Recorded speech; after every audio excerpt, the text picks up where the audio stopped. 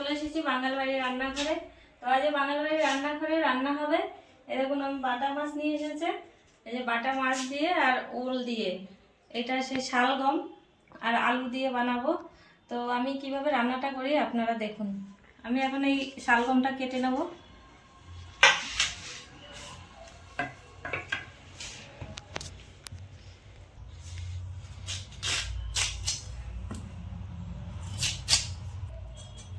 এই দেখুন আমি শালগমটা কেটে নিচ্ছি। এবার কচি শালগমটা, এগুলো আমাকে একটা দিদি পাঠিয়েছে।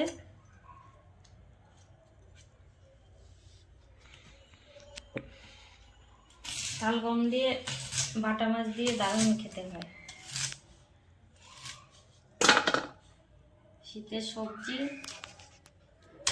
শীত তো চলেই যাচ্ছে।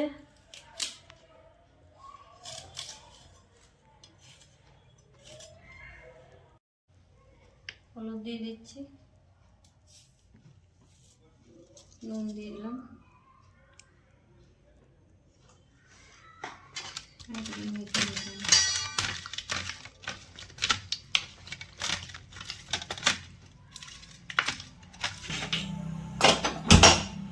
দিলাম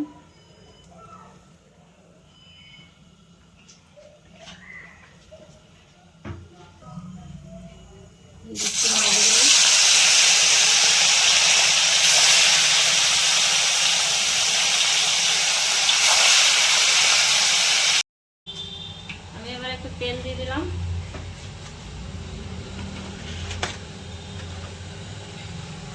এখানে দিয়ে দেবো একটু জিরে,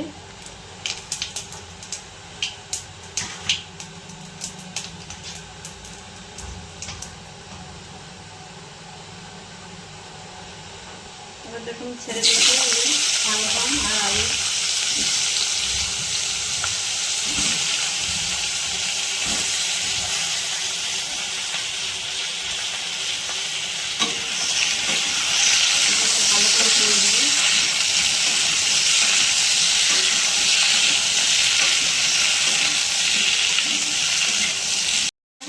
আমি একটুখানি হলুদ দিয়ে ভালো করে আগে ছাপলাই নিয়েছি।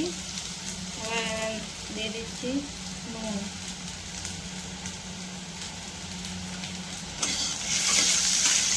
মশলাটা বেটে রেখেছি, এই যে আদা বাটা, জিরে বাটা, কাঁচা লঙ্কা আর এটা শুকনো লঙ্কা বাটা। আমি এটাকে মশলাগুলো দিয়ে দেব।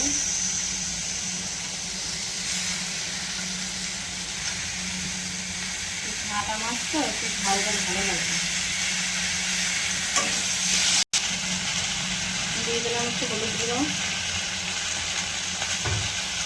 আমরা তো বাঙাল, আমাদের রান্না হচ্ছে সংক্ষেপে, আমরা এরকম করেই রান্না করি। বাঙালিদের রান্নাই এবং সংক্ষেপে রান্না, খুব তাড়াতাড়ি সব জলদি। তো দেখেন এই যে আমি একটু গরম জল দিয়ে রেখেছি। আমি সবসময় একটু কষানো তরকারিতে একটু গরম জলই দিই। তাই গরম জল দিয়ে দিলাম। এটা একটু ভালো সেদ্ধ হওয়ার জন্য একটু জলটা বেশি দিতে হবে। আমি একটু ঢাকা দিয়ে দিয়েছিলাম। তো এবার আমি মাছগুলো দিয়ে দেবো। কেমন সেদ্ধ হয়েছে দেখুন, সুন্দরভাবে সেদ্ধ হয়ে গেছে, একদম এরকম সুন্দরভাবে সেদ্ধ হয়ে গেছে। এবার মাছগুলো দেবো।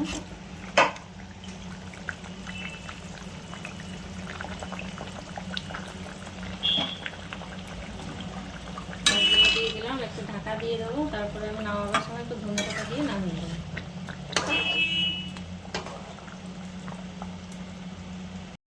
দিয়ে একটু ঢাকা দিয়ে দিয়েছিলাম। আমার মাছের তরকারিটা রেডি হয়ে গেছে। আমি এবার ধনে পাতা দিয়ে নামিয়ে নেব। ধনে পাতাটা দিচ্ছি।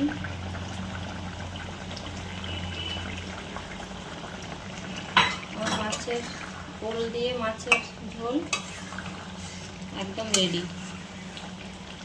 ওলই বলুন আর শালকপি বলুন, যাই বলুন, শালগমই বলুন, এই যে আমার রান্নাটা একদম রেডি।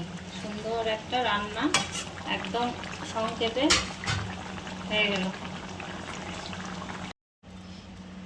তো দেখুন বন্ধুরা, এই যে আমার রান্নাটা একদম রেডি। এবার আপনাদের খেয়ে বলবো কীরকম খেতে হয়েছে, কী কী রান্না করেছি তাও আপনাদের দেখাবো। চলে এসেছি টেবিলে, তো দেখো আজকে কী কী রান্না হয়েছে। আজকে রান্না হয়েছে, এটা হয়েছে ডাল, পালং শাক দিয়ে যে ডাল করেছি রসুন সম্বাদ দিয়ে। আর এটা হয়েছে লাউ শাক, একটা মাছ ভাজা রেখেছি আমি খাবো বলে। আর এটা পেঁপে আলুর তরকারি অল্পই করেছি। আর এটা হচ্ছে ডিম আলু দিয়ে কারি মতো করেছি। আর এই যে আজকে স্পেশাল রান্না এইটা, তো আমি খাবো, ছেলে খাবে, বেড়ে নিচ্ছি একবারেই। তুই খাবি তো?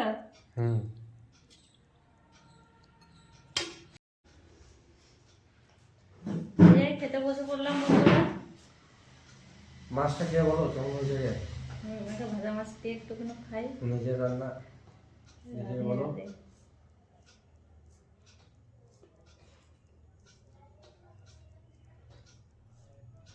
দেখে তো মনে হচ্ছে ভালোই হয়েছে, খেলেই দেখি। আমি নিজেই রান্না করেছি বন্ধুরা, জানি না কেমন হয়েছে।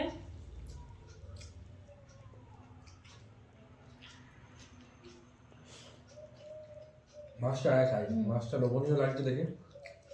খুব ভালো হয়েছে, খুব স্বাদ হয়েছে, দারুণ হয়েছে বন্ধুরা। আমি নিজে রান্না করে নিজেই বলছি, ছেলে বলুক কিরকম হয়েছে রে বাবু। দুর্দান্ত। তোমরাও এরকম ভাবে চেষ্টা করো বাড়িতে বানানো, খুবই সিম্পল, খুবই কম সময়ে। যারা মাছ তাড়াতাড়ি বানাতে যায়, যাদের কাছে সময় কম, তারা এইভাবে চেষ্টা করতে পারো। আর আমরা চাইবো, আমি আর আমার মা চাই যে আমাদের চ্যানেলটায় পাশে তোমরা থাকো, সবাই সাবস্ক্রাইব করো, লাইক করো, শেয়ার করো। আর এইভাবে আমার মায়ের ভিডিও দেখতে থাকো। আমি চাইবো, আমি চেষ্টাও করবো এটা যে এরপর থেকে আরও ভালো ভালো ভিডিও দেবার, আর ভালো ভালো রেসিপি দেখানোর, প্লাস আমাদের দৈনন্দিন জীবন কীভাবে কাটে সেগুলো দেখানোর চেষ্টা করব।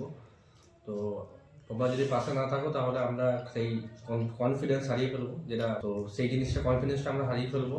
তো চাই যে যাতে তোমরা লাইক করে, কমেন্ট করে আর সাবস্ক্রাইব করে আমাদের পাশে থাকো, নাকি মা? একদম।